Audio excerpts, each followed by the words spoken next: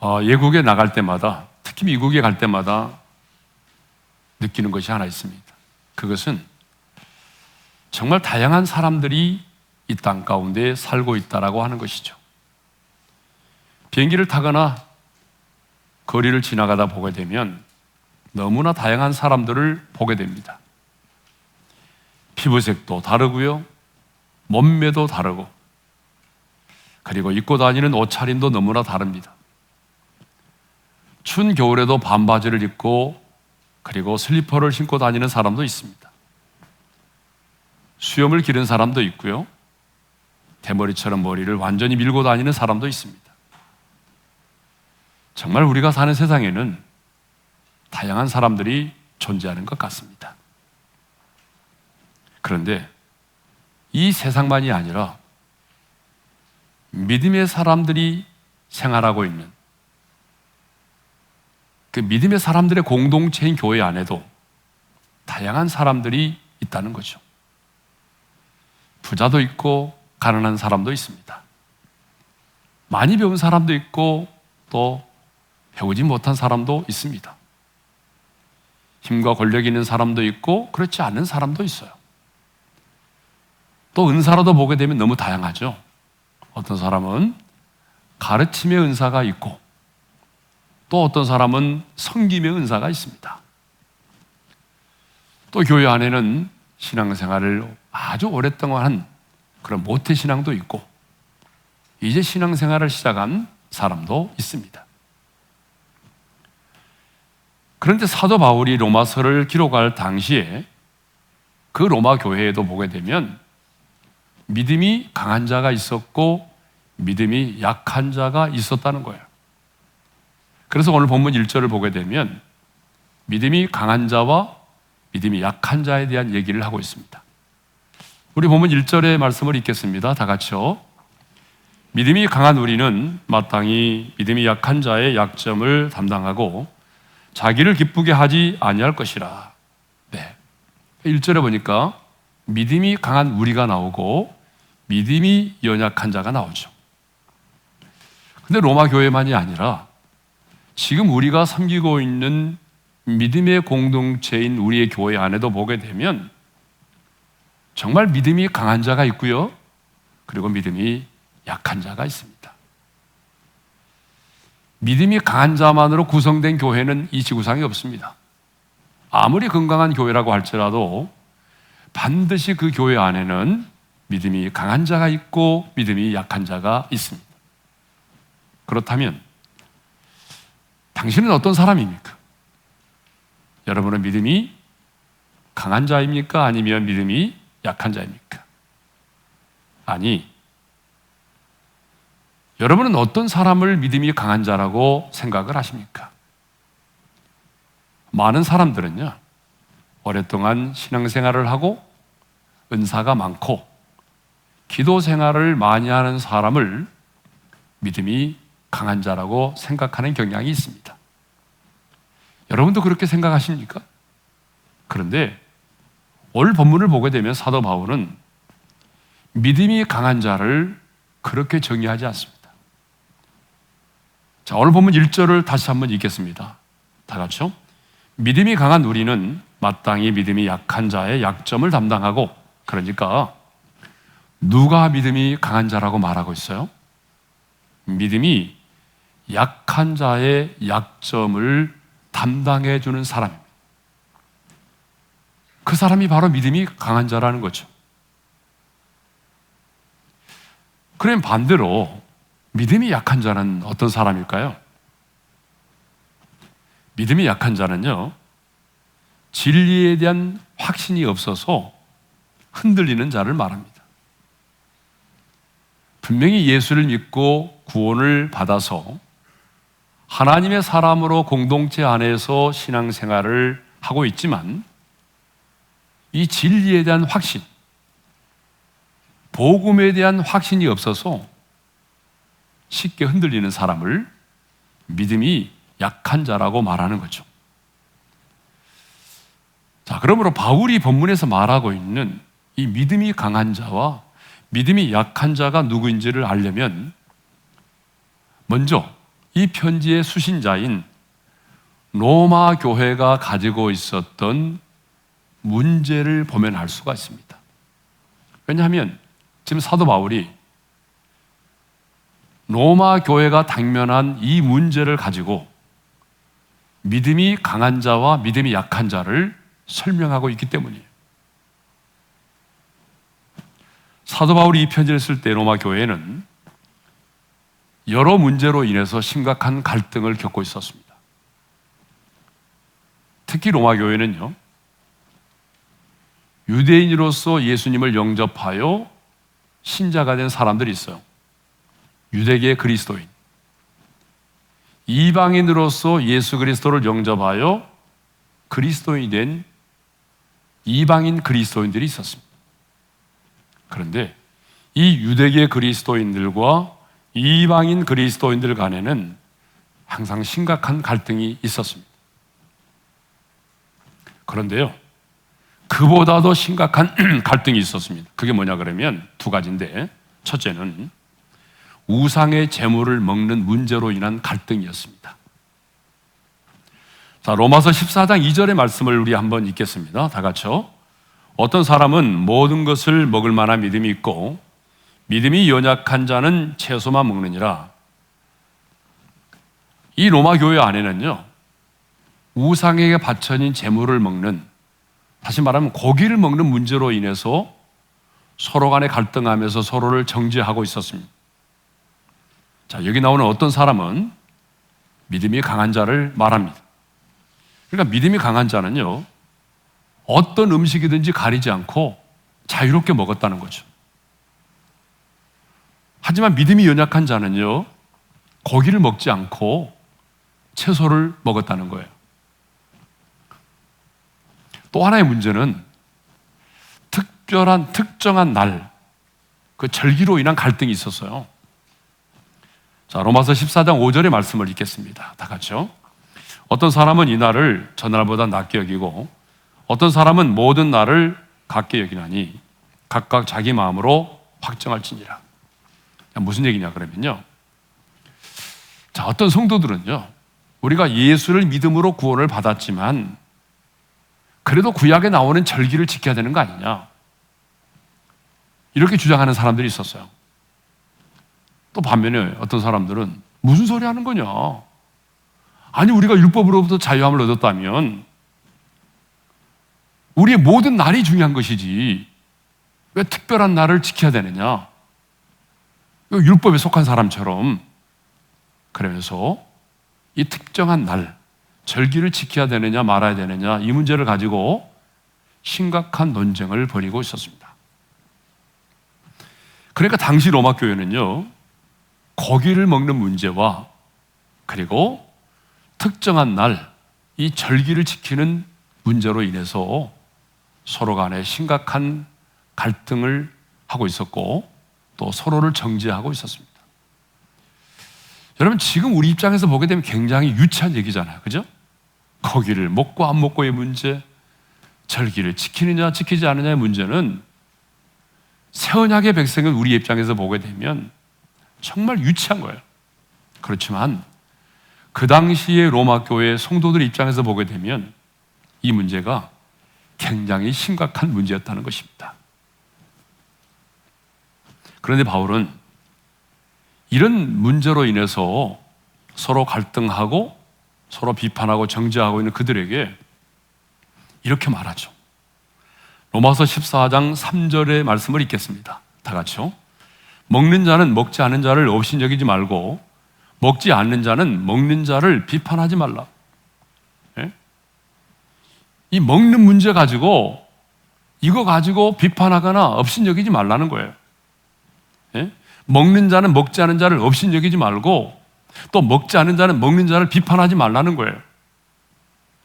더 나아가서 이 음식으로 말미암아 하나님의 사업을 무너지게 하지 말라고 말하죠. 자, 로마서 14장 20절의 말씀을 읽겠습니다. 다 같이요. 음식으로 말미암아 하나님의 사업을 무너지게 하지 말라. 만물이 다 깨끗하되 거리낌으로 먹는 사람에게는 악한 것이라.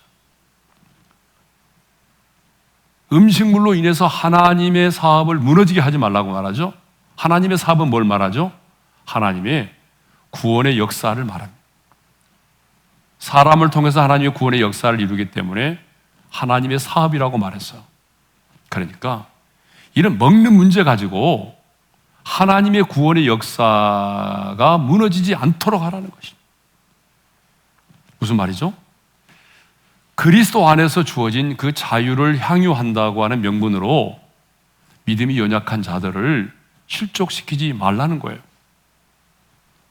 그러므로 우리는 이것이 옳다라고 주장하고 가르치기 이전에 먼저 그들이 낙심하고 상처받지 않도록 주의하고 그 믿음이 약한 자들을 배려해야 된다는 것입니다.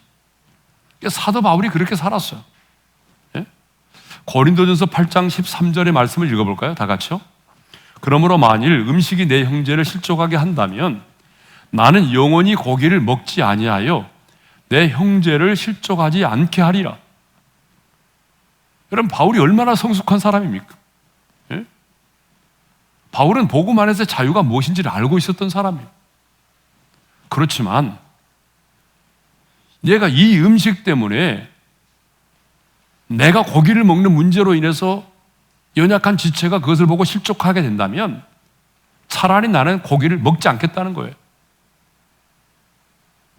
중요한 것은 먹고 안 먹고의 문제가 아니라는 거예요. 절기를 지키고 안 지키고의 문제가 아니라는 거예요. 자신의 종교적인 행위로 쉽게 함부로 남을 판단하거나 정죄하지 말라는 것입니다. 나의 자유로운 행동으로 인해서 다른 사람을 실족시키지 말아야 한다는 것입니다. 그러니까 문맥적으로 보게 되면 믿음이 강한 자는 누구죠? 믿음이 연약한 다른 형제를 실족시키지 않는 것입니다. 믿음이 연약한 지체를 거리끼게 하지 않는 것이 그 사람이 바로 뭐예요? 믿음이 강한 자라고 하는 것입니다. 자, 지금까지 우리는요, 로마 교회에 당면한 문제를 통해서 믿음이 강한 자와 믿음이 약한 자가 어떤 사람인가를 생각을 했습니다. 좀 정리하고 넘어가겠습니다. 누가 믿음이 강한 자죠? 신앙생활을 오래 한 사람입니까?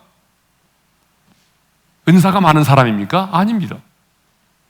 오늘 바울이 본문에서 말하고 있는 믿음이 강한 자는 진리를 확신함으로 흔들림이 없는 사람이에요. 그래서 어떤 상황 가운데서도 흔들리지 않는 사람이에요. 그런데 이 사람은 믿음이 연약한 자의 약점을 어떻게 해요? 비판하지 않고 그를 세워주고 이해해주고 기다려준다는 거죠.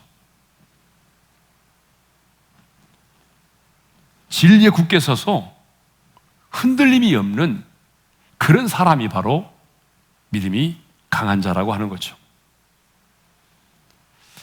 자, 그러면 믿음이 강한 자가 해야 될 일이 뭐죠? 여러분, 믿음이 강한 자가 해야 될 일은 뭘까요? 진리에 대하여 확신이 있어서 어떤 상황 가운데서도 흔들리지 않는 믿음이 강한 자는 반드시 믿음이 약한 자의 약점을 담당해 주어야 한다는 것입니다. 자, 우리 1절 상반절의 말씀을 다시 읽겠습니다. 다 같이요. 믿음이 강한 우리는 마땅히 믿음이 약한 자의 약점을 담당하고 그랬어요. 그러니까 믿음이 강한 자가 해야 될 일이 뭐예요? 믿음이 약한 자의 약점을 담당해 줘야 한다는 거죠. 이 담당한다는 말이 뭐예요? 헬라어로 보니까 바스타제인이라는 뜻인데 이 말의 뜻이 뭐냐 그러면 짊어진다, 받아들인다, 견디다라고 하는 뜻을 가지고 있습니다. 그렇기 때문에 믿음이 약한 자의 믿음이 성장할 때까지 그 약한 자가 강해질 때까지 그 약한 자의 약점을요, 내가 짊어지는 것을 말해요. 그래서 바울은 갈라디아 교회 성도들에게 편지하기를 이렇게 말했어요. 뭐라고 말하죠? 다 같이요. 너희가 짐을 서로 지라. 그리하여 그리스도의 법을 성취하라. 그러니까 믿음이 강한 자는요, 반드시 믿음이 약한 자의 그 약점을 파고들어서 공격하는 것이 아니라 그 약한 자의 약점을 내가 대신 져주는 거예요. 그러니까 약점을 담당한다는 것은 정죄하는 것이 아니라 내가 받아들여주고 끈질기게 오래 참고 인내하면서 기다려주는 것을 말합니다. 믿음이 성장하기까지 참고 기다려주는 것을 말합니다.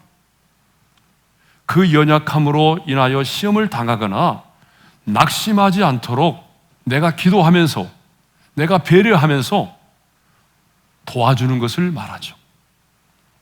그런데 사도 바울은요, 믿음이 강한 자가 믿음이 약한 자의 약점을 담당하는 일은 마땅히 해야 되는 일이라고 말하고 있어요. 우리 1절의 말씀을 다시 한번 읽겠습니다. 다 같이요. 믿음이 강한 우리는 마땅히 믿음이 약한 자의 약점을 담당하고, 자, 우리 한번 따라서 하십시다. 마땅히. 이 마땅이라는 말은 무슨 말이겠어요? 예?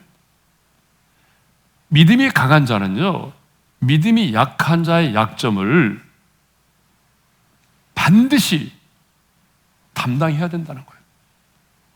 빚을 진 사람이 그 빚을 반드시 갚아야 하듯이 믿음이 강한 자는 내 주변에 있는 약한 자들의 약점을 보게 되면 그냥 지나치지 말고 그들의 약한 자의 약점을 내가 짊어지고 내가 희생하고 내가 돌봐줘야 된다는 거예요. 예? 교회 안에도 보게 되면 아직 확신이 부족하고 연약해서 돌봄이 필요한 사람들이 너무나 많습니다. 그래서 우리가 성장할 때까지 참아주고 기다려줘야만 하는 사람들이 너무나 많아요. 그런데 그 약한 자들에게는요, 누가 필요하죠? 강한 자들이 필요한 것입니다. 그래서 하나님은 그 약한 자들의 약점을 담당하도록 하기 위해서 그 곁에 강한 자들을 두셨습니다. 그러니까 믿음이 강한 자는요, 자기 자신을 위해서 존재하는 것이 아닙니다. 믿음이 강한 자는 자기 자신을 위해서 존재하는 것이 아니라 믿음이 약한 자들을 위해서 공동체 안에 존재하는 것입니다. 여러분, 우리 주님을 보십시오. 우리 주님은 세상을 창조하신 분입니다. 그러니까 우리 주님보다 완전하신 분이 어디 있습니까? 우리 주님보다 위대하고 우리 주님보다 강하신 분이 어디 있습니까? 하지만 주님은 그럼에도 불구하고 인간의 몸을 입고 낮고 천한 이 세상에 오셨습니다. 그리고 저와 여러분의 허물과 죄를 담당하시고 십자가에 달려 죽으셨습니다. 허물과 죄만이 아니라 우리의 연약함까지도 담당하여 죽으셨습니다. 주님은 이 땅에 계시는 동안에 사람들이 현장에서 가늠하다 잡힌 여자를 끌고 왔을 때 그때 주님 뭐라고 말씀하셨습니까? 나도 너를 정죄하지 아니하노니 가서 다시는 죄를 범하지 말라고 말씀하셨습니다. 그렇다면 우리도 믿음이 약한 자들의 약점을 들추어내고 까발리고 비판하고 정죄하는 것이 아니라 주님의 마음으로 그들의 약점을 이해하고 품어줄 수 있는 믿음이 강한 성숙한 하나님의 사람들이 될 수 있기를 바랍니다. 우리의 공동체 안에는요, 믿음이 약한 지체들이 너무나 많이 있습니다. 신앙생활을 오래 했지만 아직도 확신이 부족하고 신앙생활을 참 오래 했지만 말 한마디에 상처받고 세상의 유혹에 쉽게 넘어지고 내 안에는 쓴뿌리와 상처 때문에 쉽게 남을 정죄하고 판단하는 그런 연약한 지체들이 우리 공동체에는 정말 많이 있습니다. 돌봄이 필요한 사람들이 많이 있습니다. 그렇다면 누가 이들의 약점을 담당해 줘야 합니까? 바로 믿음이 강한 자입니다. 제가 설교를 준비하면서요, 믿음이 약한 자로 살아갈 때 누군가의 돌봄과 사랑과 헌신과 기도로 믿음이 강한 자로 세워진 사람들을 교구별로 한 명씩 추천해봐라, 그렇게 우리 목사님들에게 부탁을 했어요. 그랬더니 목사님들이 자기 교구에서 한 사람 이상씩을 써냈어요. 그러니까 너무 많은 사람들 추천받았기 때문에 제가 이 설교 시간에 다 소개할 수는 없어요. 그런데 내용은 대동소이했습니다. 어떤 내용들이죠? 뭐 이런 내용들이죠. 공황장애를 겪을 정도로 힘든 시간을 보낼 때 우리 순장님과 순원들이 저를 응원하며 기도로 저와 제 가정을 붙잡아 주었습니다. 그래서 오늘의 제가 있게 되었습니다. 정말 많은 분들이 남편의 외도로, 계속되는 가정의 우환질고로, 재정의 어려움으로, 내 안에 있는 상처와 쓴뿌리로 남을 내가 쉽게 정죄하고 형식적인 신앙생활을 하고 있을 때 내 곁에 있는 누군가가, 우리 성도님 중에 한 사람이겠죠? 내 곁에 있는 누군가가 나를 찾아와서 내 곁에서 예수님처럼 나를 돌봐주었습니다. 아니, 눈물이 가득한 눈으로 나를 바라보면서 힘들지? 그래도 힘내야 돼 라고 위로해 주었다는 것입니다. 한결같이 많은 분들이 내가 힘들고 어려울 때 누군가의 기도, 누군가의 배려, 누군가의 희생과 헌신으로 그 약함을 이겨내고 오늘의 내가 있을 수 있게 되었다라고 간증을 했습니다. 이렇게 믿음의 공동체 안에는 믿음이 연약한 자의 약점을 담당해 줄 수 있는 믿음이 강한 자가 있어야 합니다. 그렇다면 당신은 누구입니까? 사도 바울은 자신을 포함해서 이 편지를 받는 자들을 향해서 이렇게 말하죠. 믿음이 강한 우리는 라고 말합니다. 믿음이 강한 나라고 표현하지 않고 믿음이 강한 우리라고 이 편지를 받는 성도들까지 믿음이 강한 자라고 말하고 있습니다. 사도 바울은 자기 자신을 겸손하게 표현하기 위해서 나는 믿음이 약한 자입니다 라고 말하지 않습니다. 나는 믿음이 강한 자입니다. 그렇다면 오늘 이 말씀을 듣는 우리 사랑하는 성도님들도 바울이 말하고 있는 믿음이 강한 그 우리 안에 우리 모두가 포함될 수 있기를 바랍니다. 이왕의 신앙생활 하는 것, 믿음이 약한 자가 아니라 진리 안에서 그 진리를 확신함으로 어떤 상황 가운데서도 흔들림이 없는 믿음이 강한 자가 돼서 내 곁에 있는 믿음이 약한 자들의 약점을 담당해주고 그들의 믿음이 세워질 때까지 내가 희생하고 돌보며 인내하며 기도해 줄 수 있는 믿음이 강한 하나님의 사람들이 될 수 있기를 주님의 이름으로 축원합니다.